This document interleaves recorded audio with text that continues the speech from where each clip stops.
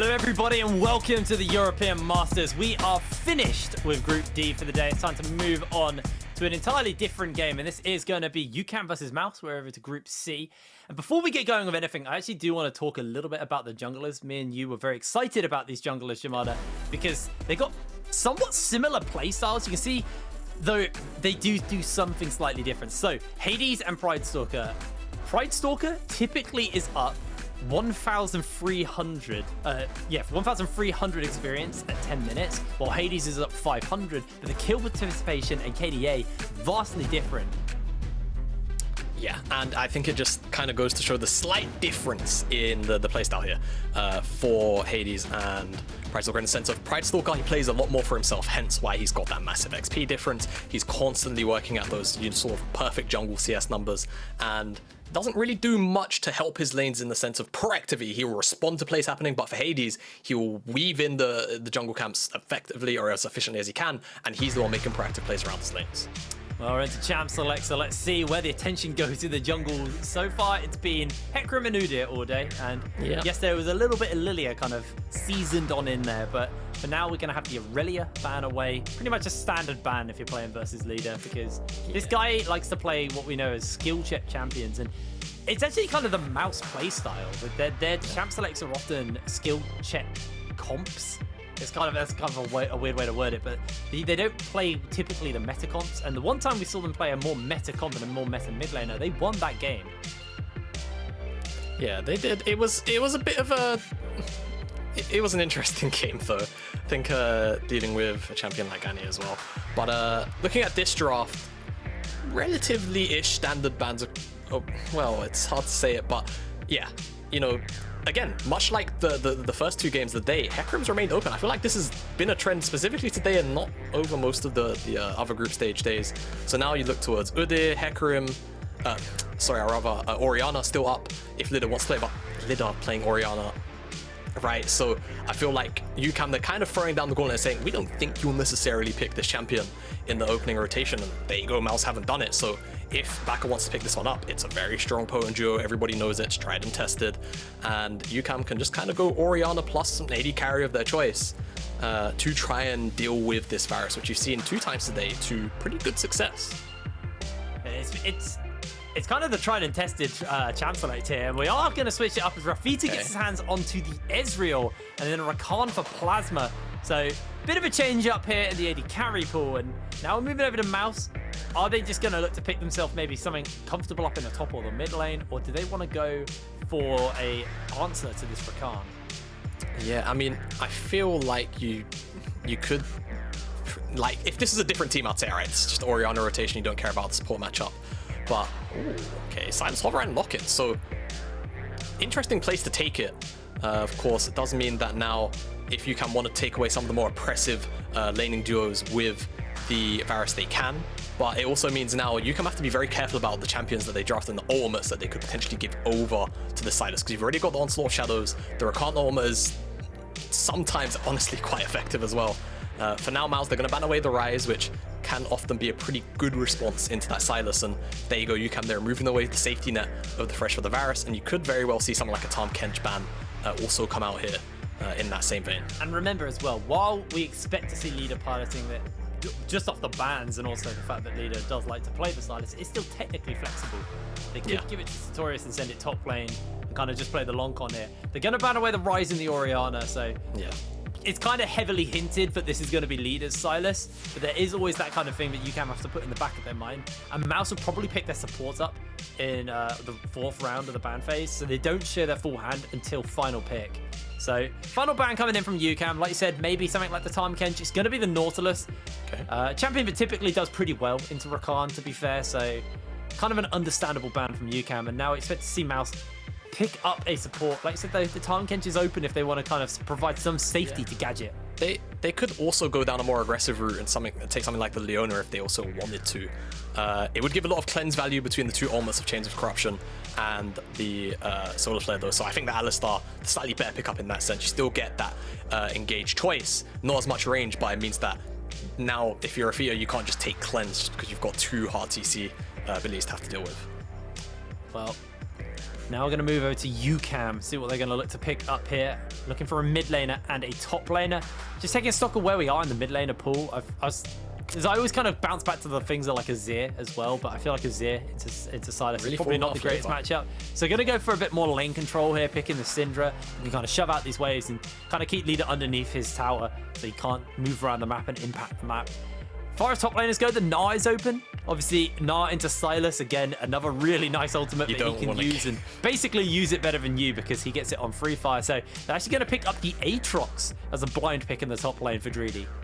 Yeah, I think that honestly, the Sylas pick kind of knew as what options you do have in the top lane just because you don't want to give over any more powerful ultimates.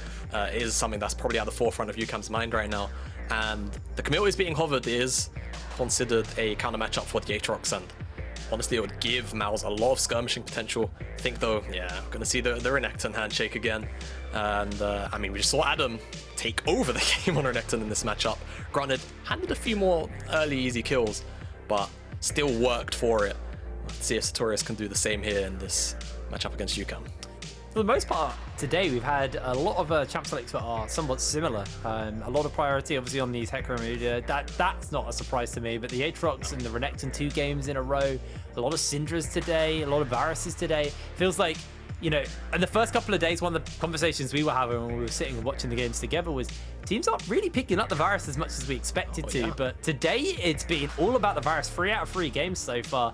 So teams started to respect and kind of realize that it provides you that long range kind of non-committal engage. You throw it out, you miss the Varus on, you go, okay, we'll just wait till it comes off cooldown and walk away. Yeah. So really nice kind of pivot in the last day of week 1 here at the European Masters. 4 teams to go into this Varus. But let's talk more about the whole comps and not just the individual champions. What do you think the UCAM are looking to do versus MOUZ in this game?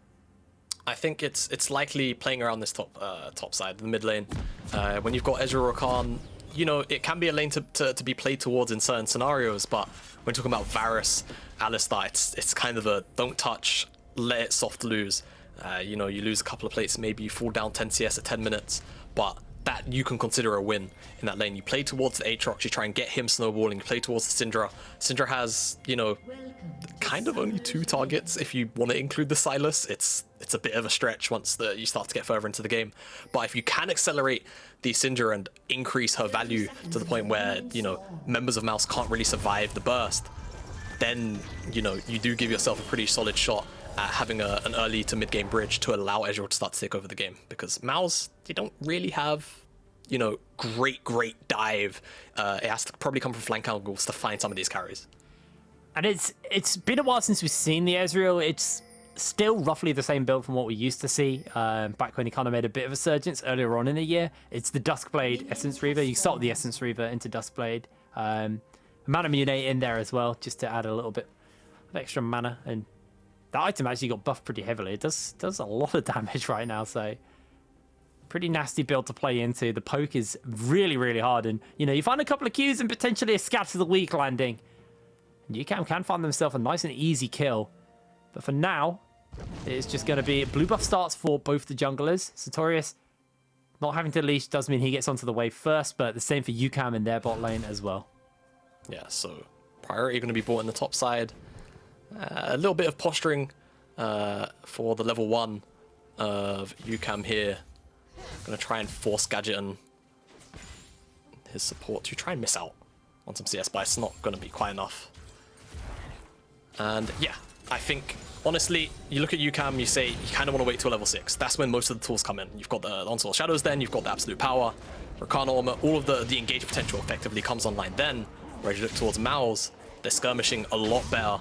Pre-6, at 6, you know, the ultimates aren't necessarily like crazy high value. You know, you're talking about Dominus, and then what? The ultimates that Lider himself can steal on the Chains of Corruption. That's kind of it. So I think for MOUZ, potentially looking to try and press an advantage somewhere in the early game. Whether it's through top lane as Pridestalkr paths towards that side of the map, or whether it's through the mid lane, trying to get Sylas ahead in this matchup so that Baca doesn't really have much of an impact. We'll have to wait and see. It feels less like a skill check comp as well from MOUZ. Obviously, leaders on the Sylas, so you know you can't expect them to play something that's aggressive. That's just the leader style. But one of our criticisms about MOUZ was, you know, they do pick comps that are all about, you know, just individually winning their lanes. and don't really offer kind of fallback mechanics. You know, you don't have like that safe wave clear and things like that a lot of modern kind of comps are relying on. You want that mage in the mid lane to kind of provide good team fight scaling, but also wave clear. Feels like this time around, MOUZ have drafted a much more kind of quote-unquote meta comp right now. Yeah, I'd thumbs that statement up. I'd say this is as close to meta as I've probably seen MOUZ draft in a while. Sylas, the only one that you could potentially consider an outlier, but I think given its leader, it can be forgiven. Now let's see if Pridestalkr wants to posture for this gank.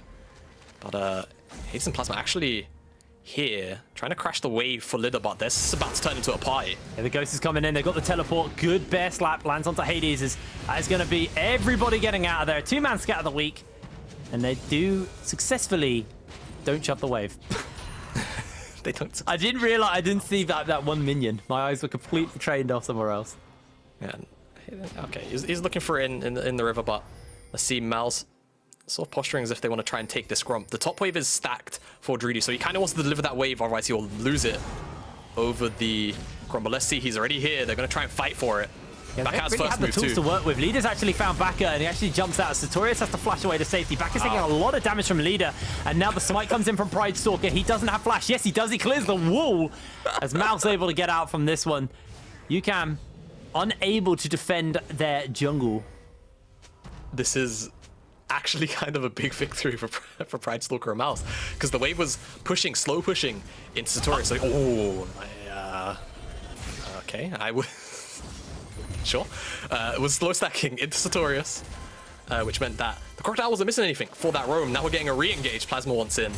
Yeah, no headbutt pole, but it is going to finally get fired off as Ignite is down and Plasma has picked up first blood to MOUZ and onto Gadget as Enjawve trying to get away from this one, but Baca will scatter him to the wind, and it's a 1-for-1 trade ultimately. Yeah, 1-for-1 in the bottom lane. MOUZ still up in gold.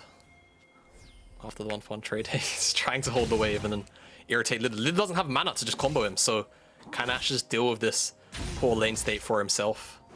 Doesn't look like he's going to take the reset for now, though, as get the replay of this bottom lane. You don't get the flash from the Alsitar in it, which kind of makes me sad, but the knockout comes in from Plasma, and the re-engage comes forward, the teleport available to the Syndra, but Plasma's already dead. Bursted down, Baca arrives, takes the trade. I think Rafitta picks up the kill credit, or maybe Syndra takes it. It's Syndra picking away the kill there, and that's kind of what you need for UCAM, to be fair. Syndra picking up kill credits in the early game, rising that threat level, accelerating the Syndra, meaning that she can have more valid targets for a longer time, is that UCAM will always have a point of pressure to play through. Remember, UCAM are kind of the shining beacon of hope for the Superliga and for Spain. You got G2 Arctic, who are 0-3 in their group. UCAM undefeated right now in Group C. If they win this game here, they're in a similar position to Carmine Corp after their victory in the game 2 of the day. Well, MOUZ, you know, 1-1 right now, win here does put them in a very good spot at the end of the first round robin, but realistically, for the side of MOUZ, a win here is, you know, gonna keep their hopes alive, and UCAM, it would just put them one step closer to sealing the deal. Yeah, I think MOUZ, a 1-2 week would be pretty disappointing for the opening week main stage, but even if they do end up 1-2, they lose this game to UCAM here. I wouldn't be too surprised to see them be a little bit angry in their return for week 2 and still make it through to the knockouts. MOUZ, historically very strong organization at UM. And the gold lead right now is quite close as well between the two teams, and it's kind of what we saw with UCAM when they played versus Illuminar. The gold lead actually didn't exceed 2k for a very long time until 28 minutes in, when they finally got that fight around the Baron area. So a pretty kind of too standard game for UCAM and MOUZ. This is pretty standard. They like to brawl, they like to fight, and Plasma's going to get pretty heavily chunked out as he eats a hail of arrows as he tries just to shield up Rafitta. Cost him a little bit more health. Oh, the chains from Gadget do go a little bit wide as Enjawve actually jumps in, and the cleanse comes out from Rafitta. Not sure if it was completely necessary. Yeah, I think the aggression though, the aggression coming out because MOUZ wanting to start off this dragon, trying to keep Rafitta and Plasma pinned into the bottom lane whilst this was around Hecarim was around, but honestly, Lid having first move just wasn't quite able to sneak in, though they could look for a re-engage off the back of this. I think it would be risky though, and the Hex Flash coming in from Astar. Oh. He didn't quite get it, and Hadess goes, this is the opportunity. Jumping in onto Gadget as he is just CC to death, and Dreedy will cash in on the kill. The cow is running away as the pony chases him down, and Pridestalkr comes in with his own chicken impression and gives a little bit of a toasty welcome to the jungle to UCAM. It's just a 1 for none. Dragon, though, was secured by MOUZ. Yeah, they do lose MOUZ. They lose Gadget. But you take the Dragon there in that situation. Just, I don't know whether Enjawve wanted to actually go in with that Hex Flash, whether he muddled it. But the end result is the AD carry dies for the positioning almost available in for the jungle and mid now of UCAM. And this is the kind of point where I'm expecting to see them try and make some proactive plays, because they've got the engage tools, they've got the damage at this moment in time. But especially Syndra into the champions that MOUZ are running, she's not going to hold a lot of potency for very long. She's only really going to be able to blow up Gadget primarily for a very long time. The rest of the team members will end up building resistances, will end up sort of sustaining through some of that burst if they can get on top of targets. So I want to see some proactivity come out here from UCAM. At the moment, they sent Plasma up to the top side, and Hecarim is going to be resetting, so they could be looking for a Herald potentially in the next sort of 30 seconds to a minute or so, as they've got top lane priority too. Seems like Dreedy has started this one up with Plasma potentially. Nope, just hanging out. They're thinking about it, although they're thinking about it. MOUZ have rotated Gadget over, so if they do go for this Rift Herald, you have to be hyper aware. But speaking of hyper aware, Leader did not realize Plasma was about. They just go in and out for a little bit of poke onto him, chunking him to about a third of his health. Well, taking a third of his health. And Pridestalkr actually looking to start up this crab, and you know, it still technically counts as a jungle farm, but he's definitely being active on the map. He's not playing completely selflessly in this game, although he is 82 to 67 CS up, so has got himself a slight lead as they are looking to find an opening onto a MOUZ member. Hadess able to zone Pridestalkr away from the Herald, as MOUZ are slowly trying to corral into the area, gain some control as Pridestalkr gets the bear slap off onto Plasma. Rift Herald's going to reset. And that actually buys MOUZ a little bit of breathing room as Enjawve jumps in onto Plasma and just get a nice little bit of chunk out of his health bar. The Leader steals away Hadess' ultimate. And that is a scary concept now for UCAM to deal with. Yeah, see, that's the thing, MOUZ. The frontal engage isn't necessarily great without flashes. Right now, they do have a lot of flashes on those key engages. And of course, the Chains of Corruption are going to be starting off a lot of the fights as time goes on. But with that onslaught of shadows, it just gives MOUZ that direct, immediate entry to the backline for Leader, so signals the end of the posturing for now on the Herald. I'm saying no.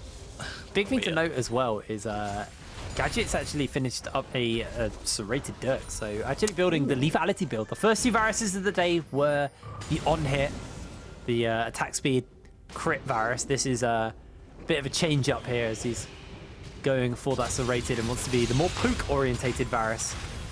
Yeah. I think that kind of makes sense in the context of UCAM's composition. If you're in range to auto-attack any of these champions, you're probably going to die. So I think staying well away from anybody on UCAM whilst dishing out really oppressive poke is probably the call here, or the correct call rather, for Gadget. So I'm expecting Duskblade, Muramana, Edge and Knight type build. Something along those lines. Of course, I mean, you jested about the dark tech I've heard about, but I'm not going to bring it up yet. As ooh, Leader wants in. He wants in, but he misses out on the abscond. And that is going to be Rafitta able to jump away with burning the flash as fight's breaking out here. Dreedy getting jumped up. They do get a 2-man chart off the quickness as the ulti comes in on from to Gadget. He's locked down for the moment, and Satorius will lose his life. Actually able to heal up with a slice in the dice as Enjawve stands in the middle of multiple members, and Leader once again missing out on the absconders. This is going to be Dreedy going down. Leader secures the kill. They get the chains off onto Baca. Plasma able to break them in time as Leader once again looking for that chain. Can't quite find the connection. Gadget's going to get a little bit of poke off. They get themselves a kill onto 1 and walk away happy from this for now. Although UCAM not completely done with this, posturing to try and find a MOUZ member, but not going to be able to find it. Yeah, not feeling too great about losing their top laner there. It looked like potentially a positive fight for UCAM, but it flips in favor of MOUZ. It's Pridestalkr on the Herald originally. Dreedy kind of steps a bit too far forward into multiple members, but gets immediate support from his support in Plasma. Onslaught Shadows comes in from Hecarim too, but unfortunately, reinforcements from MOUZ show up and Dreedy just ends up in the middle of way too many members. UCAM can't commit. Baca wasn't in a position to commit properly. And of course, Ezreal on the other side of the map, Rafitta, nowhere near the fight. So it was always going to be another disadvantage once Litter committed that teleport. Well, that Crocodile was hard to kill in the last fight. A little bit of additional stats from that Mountain Drake going to make it even harder to kill him. But the Rift Elder's going to get traded off here. So for now, looks like MOUZ are looking to try and jump onto Dreedy, although the wave's not quite there. Leader just steals away the World Ender. Gadget now has to be very careful. He does not really have the tools to hold this wave, so True Shot Mirage just going to clip onto the wave, and Rafitta going to cash in on this plate gold. Yeah, actually split between 3 members, so it's obviously a lot of gold between the 3, but individually, not a whole bunch, maybe 150, I think the maths works out to, though the plates just fell off, so they're still going to pick up that mid-tier 1. That's a big win there for UCAM with the map being open. Pridestalkr wants the skull. Plasma will probably mess around with him up there. That first tower being down in the mid lane now does move the gold lead forward ever so slightly in UCAM's favor. But again, it's like that game versus Illumina. It's a lot more chill. Yeah. As far as the gold lead goes. Only a little bit under 2,000 gold ahead. UCAM are at the moment, but they're trailing in dragons. I suppose the key thing to note, but UCAM, once they start getting some core items under their belt, they are going to be looking a little bit stronger, you would imagine, at these fights outside of the pits, Baron, Dragon. Especially if they're the first ones there, they can get a little more control of the area. It means Plasma could maybe find a nice flank angle onto multiple members, especially Gadget. Would be very nice to pick up. Of course, just having the vision, having the option to just say, all right, we engage now, is always a real nice feeling. MOUZ, though, definitely not out of it by any means. Have very much been known to just, I know it's so obnoxious, just screen away. Very much known to just kind of find picks and wins out of nowhere. And you could see there how low the cooldown actually can be for the piercing arrow, especially if you hold the charge for a very long time until the sort of end of the charge. But to release it, you've only got like a 2-second wait to throw out the next one.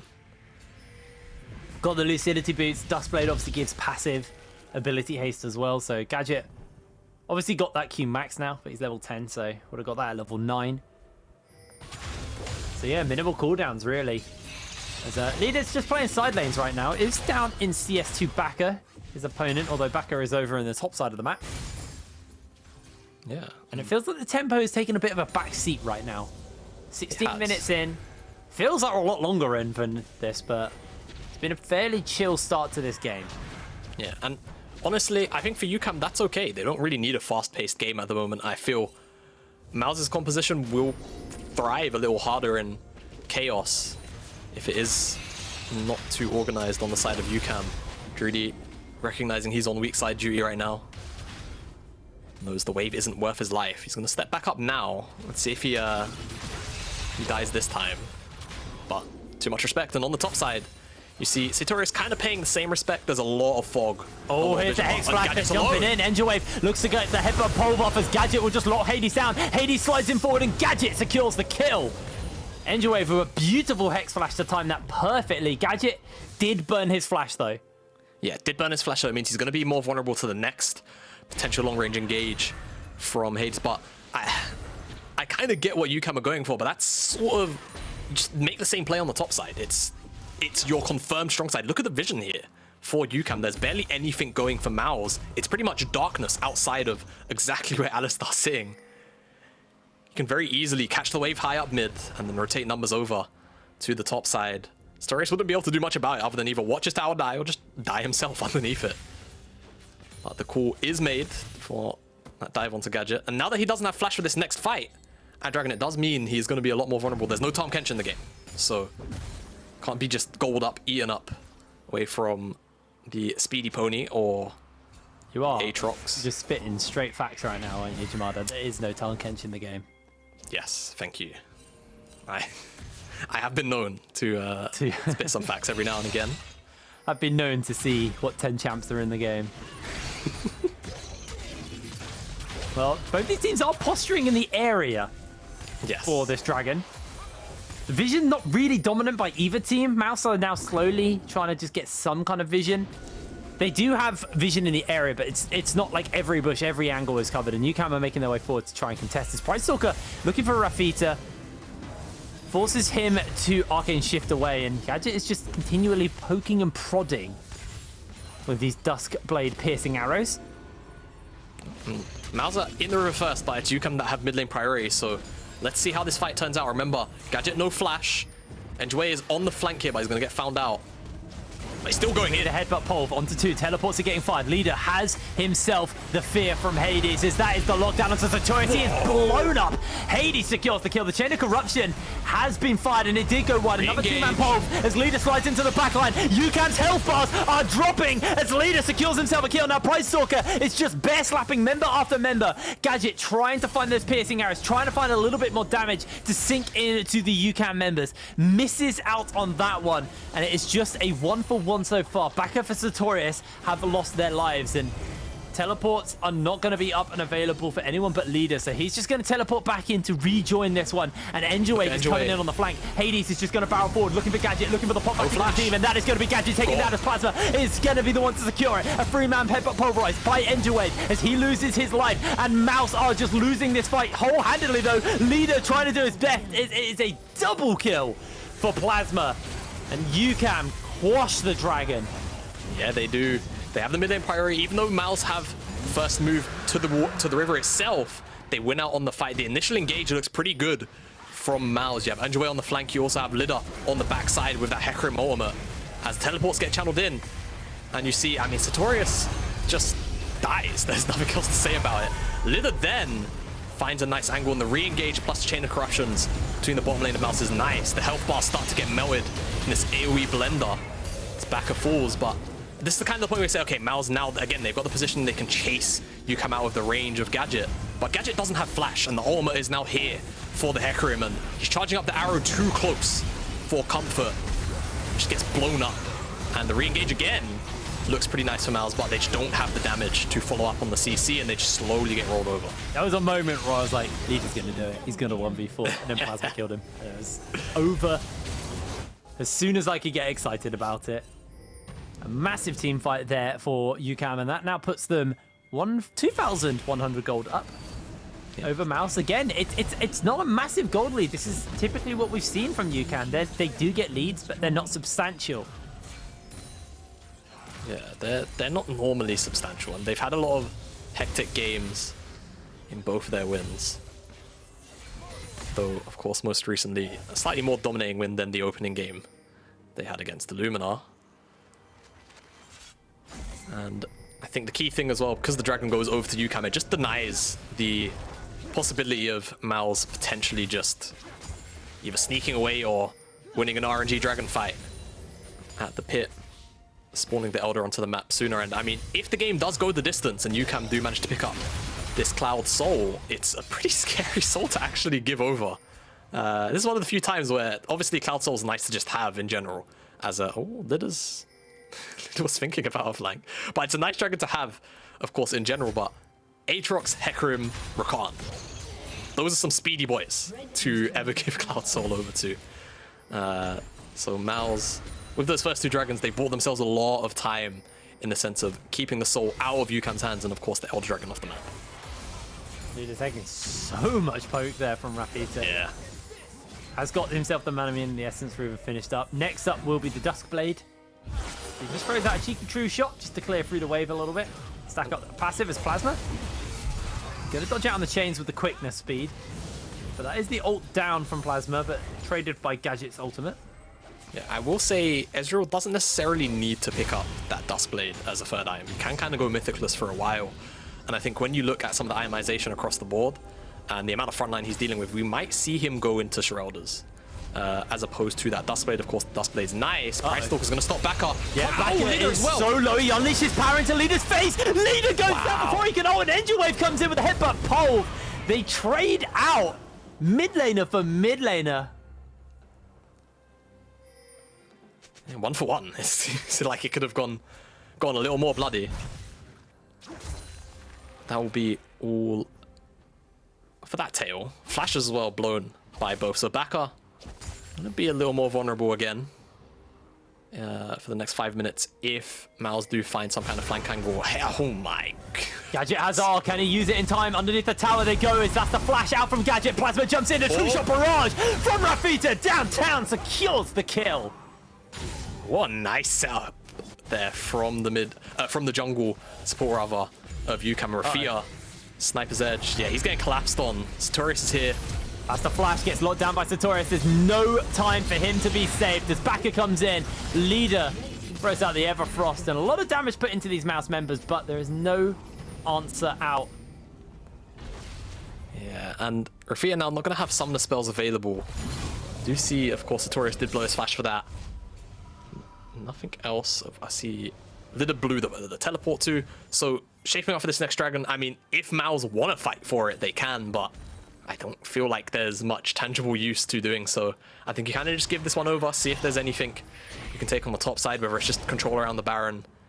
Though knowing MOUZ, I feel like they're gonna skirmish for it regardless.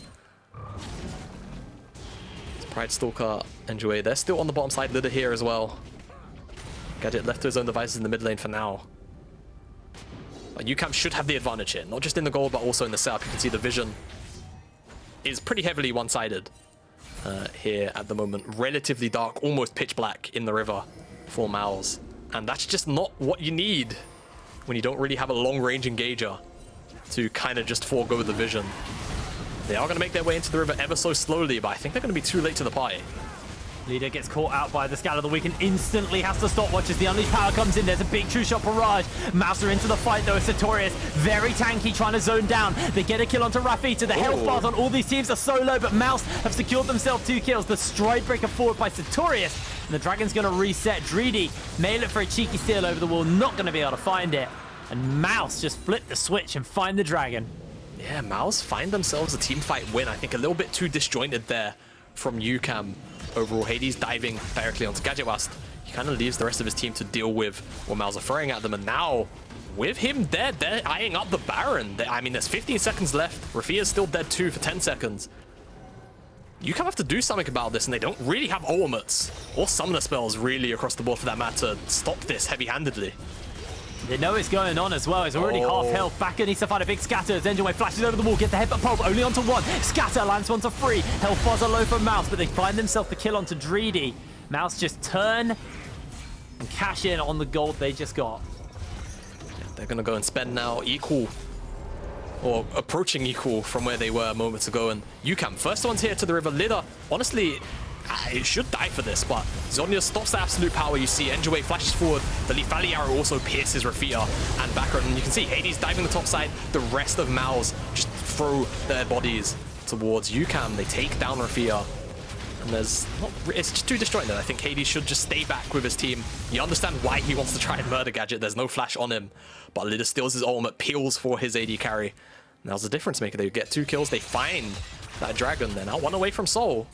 It's not going to be the most impactful, but the point of having Soul, the point that Elder will spawn on the map, and you can skirmish and fight for that, puts pressure on both teams, is the point there. Rafitta actually building towards the Shirelia's Revelry as his next item. So like you said, kind of foregoing that Mythic for a little bit longer. Doesn't really need the Duskblade right now. The Shireldas. Shireldas, sorry. Shirelia's is something else. I don't actually know if it's pronounced like that, but it's the armor pen I am. I'm pretty sure it's called Shireldas. Yeah. There it is. He's finished it up. Because Shirelias gives you movement speed. Yes, it does. And the Plasma Shireldas slows you down. Yeah. 2 SIM names. Today we are learning. Yes, we are. But yeah, Itemization from MOUZ very heavy into armor. Baca just hasn't really had a heavy impact per se in damage in this game so far, as Lidder's getting jumped on. That's a huge heal with the World Ender, but let's see how this massive goes. One, but Hadess Gonna pop the ulti as Leader goes into the stopwatch, almost able to get away. Actually, that Kingslayer heal is disgusting. What the hell was that from Leader? Dreedy now trying to turn it around. He does have a bit of healing himself, but here comes Gadget, and here comes the turn from MOUZ. The arrow not gonna find his mark as Dreedy gets slowed down and Dreedy gets locked down. This is 2 kills for MOUZ. My goodness, the World Ender amping, I believe, the Kingslayer healing. Just meant right there. I think Lidder must have healed for over 2,000 health value over the course of those Kingslayers. We'll get a look. Let's do a bit of counting, shall we? So he pops the World Ender, healing 627. Doesn't get quite bursted down. Kingslayer comes back up, 424. Working at about 1k. He comes back in, heals 800. 1.8k so far. Another Kingslayer on its way. 500. So 2.3k healing over the course of that fight. Yeah. Kingslayer when you're low, plus that World Ender amp, man. Another 500, almost 3,000 healing from Kingslayer alone. No, but straight back into the action as well. Looks like nobody's gonna go down though, but yeah, I mean that was just. I mean, Dreedy died. Oh no, Dreedy died earlier. I'm an idiot. Yeah, Dreedy. Oh, Rafitta. Teleport very as low well. teleports are coming in. They may just look for this from Dreedy. He pops himself the World Ender, and that is the run over already. Rafitta's so low, he has to be really, really careful as Satorius is just front-running for his team. Baca has joined up, misses out on the scatter of the week. It's a 1-kill so far as Leader charges in and gets taken down. That's another one picked up by Dreedy. Satorius gets himself feared up and locked down as UCAM are just running down these mouse menders. Dreedy gets himself a couple of kills. It looks like Baron may just get started here. Yeah, I mean, I feel like that play started off with aggression from MOUZ in the top side. It's kind of hard to know just because you came out of the replay here, but the end result is, see Gadget kind of 1v1ing his counterpart in the river. Doesn't quite win out, and the teleport comes down. He just gets run over by all the UCAM members, and now Baron going to be in pocket. As we get the replay of all the action. So yeah, guessed right, MOUZ aggressing onto Baca on this side lane, has the flash away from the combo, and Plasma comes in to save his mid laner critically. Comes in with all of that CC, and then we just get this 1v1. Seems Rafitta wanted to aggress onto Gadget, but you see all of the damage returned in kind. And now Gadget kind of in no man's land. No flash available, no summon spells, gets run over. And from here, it's all chaos ensues, but it's MOUZ inevitably on the retreat, being down there AD carry. Lidder tries to make the hero play back in with that Hecarim ultimate, but just doesn't have the damage, and the Zhonya's by Baca to stop Satorius from taking him down is as nice as it needs to be. Baron now in pocket. Soul point for MOUZ. If they win this fight, they do get the soul, but is it worth potentially losing the game? Temporarily swapped sides of the map. MOUZ kind of closer towards blue side. UCAM entering from red. Oh, UCAM actually find themselves leader already. Throws at the Everfrost, actually alongside multiple members. Here's the headbutt from Enjawve, and the Pulverize quick to follow. But that is Enjawve just giving his life to keep his mid laner alive, and the Dragon's being secured. Taken away by MOUZ. Gadget's able to pick it up, but that is soul for MOUZ, actually. UCAM just tunneled really hard there. Hey man, I mean, it's getting late in the day. Maybe, you know, some of the UCAM guys, they felt like beef burger. I mean, they got it, but they lost the soul. And I mean, they're going to push up in the mid lane now, and with that numbers advantage they have with Enjawve being off the map, they should be able to take down this mid lane inhibitor as well, and probably then look to sort of work on one of these side lane towers. Looks like the call is going to be towards top side. It's not a beef burger they're looking for, it's beef jerky. It's the Baron Bauer play. We know who sponsors that. I love beef jerky. Oh no, I do. I genuinely do. Every time a team gets a Baron, I get really hungry. Like, genuinely really hungry. Yeah. So, well, MOUZ with that soul in pocket. It's for MOUZ. It's a nice to have. It's not sort of what could have been game changing. I feel for UCAM with Hecarim, Aatrox, and of course the Rakan. But I think denying it away, obviously, the important thing. And MOUZ, you know, kind of just sneaking away these equal, not fully lost out on team fights, despite the gold deficit throughout this game that they faced. With that Elder spawning up, I mean, it's such a powerful buff. All they really have to do is win that fight, and then that's it. They take the Elder. Normally, it's a game-ending buff. It would certainly put them in a position to pick up multiple towers, the Baron buff if it's up in the next couple of minutes. It can turn into a great snowball.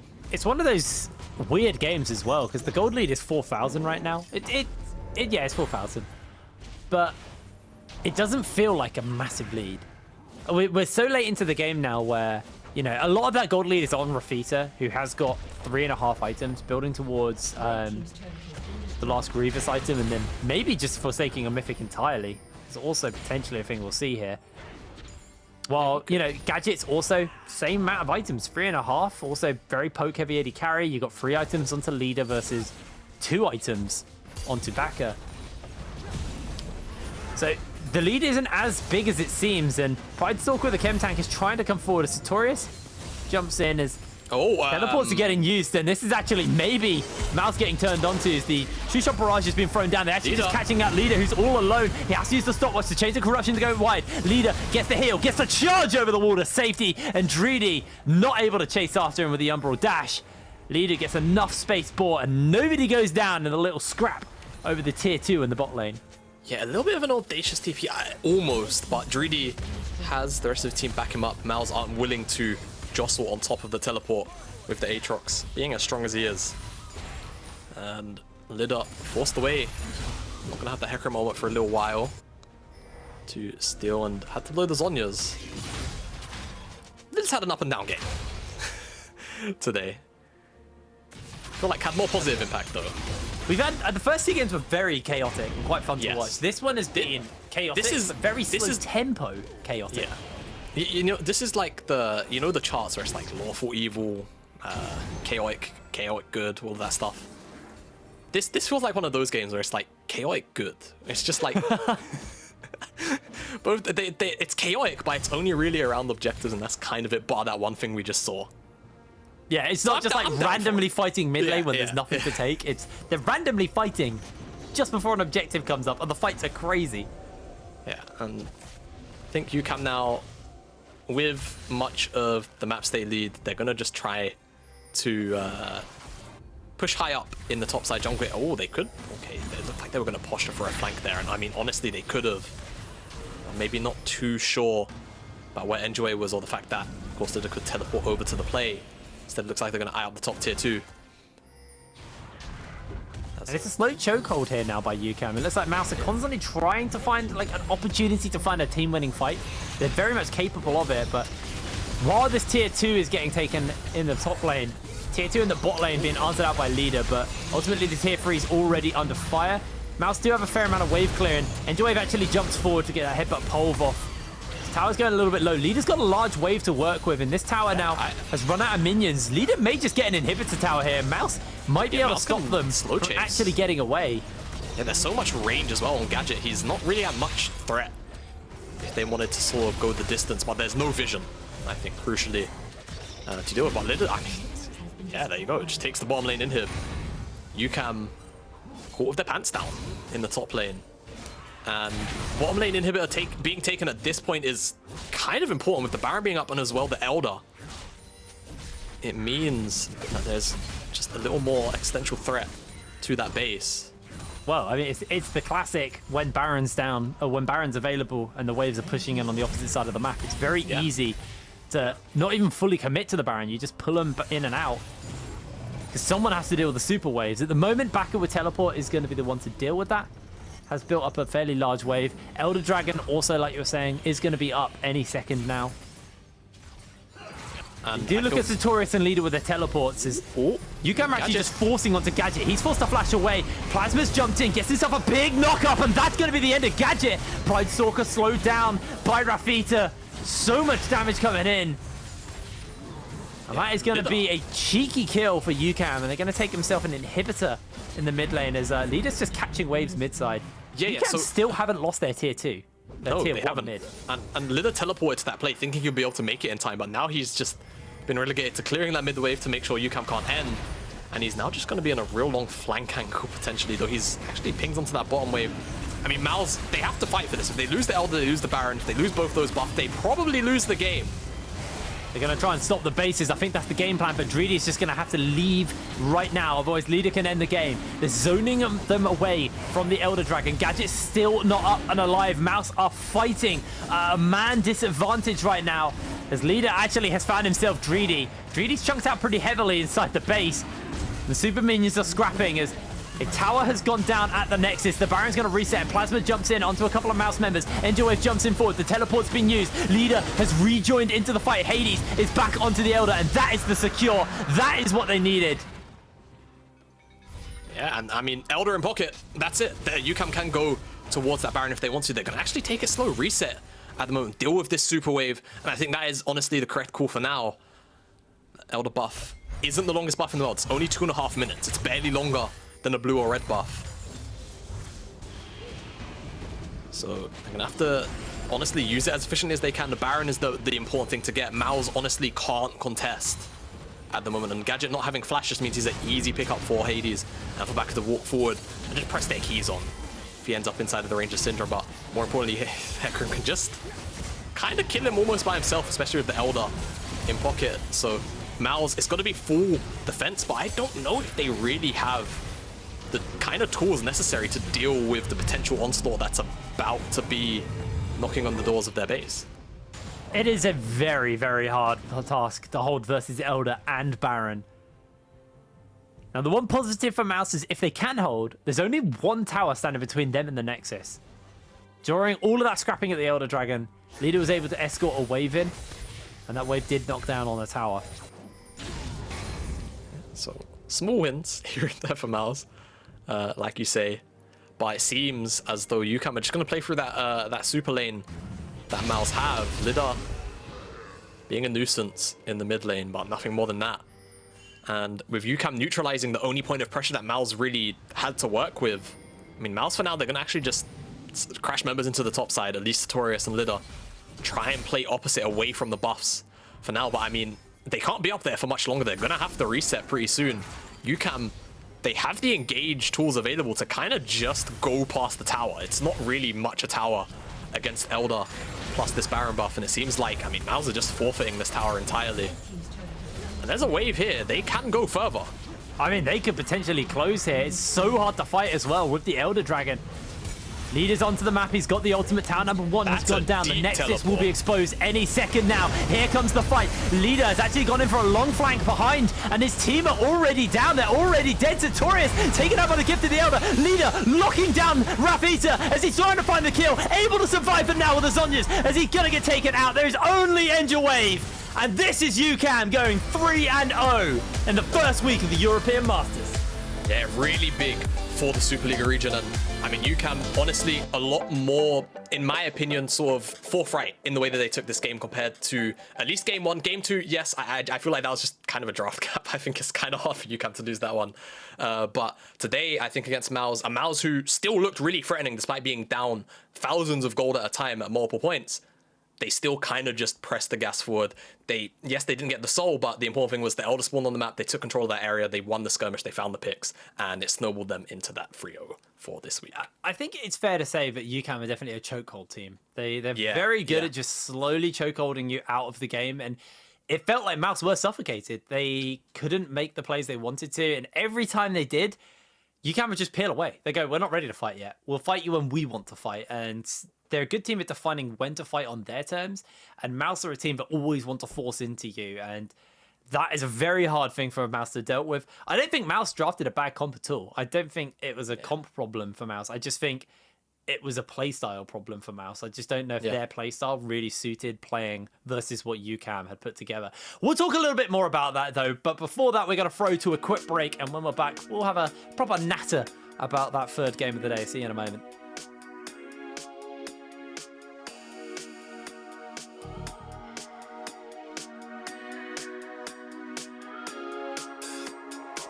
I was driving late to feel the current running from your lane. I got no brakes, so keep the voltage flowing in my veins, my veins. Ooh, and I'm falling through flickering lights. I'm falling through flickering lights, yeah. Good things always happen after.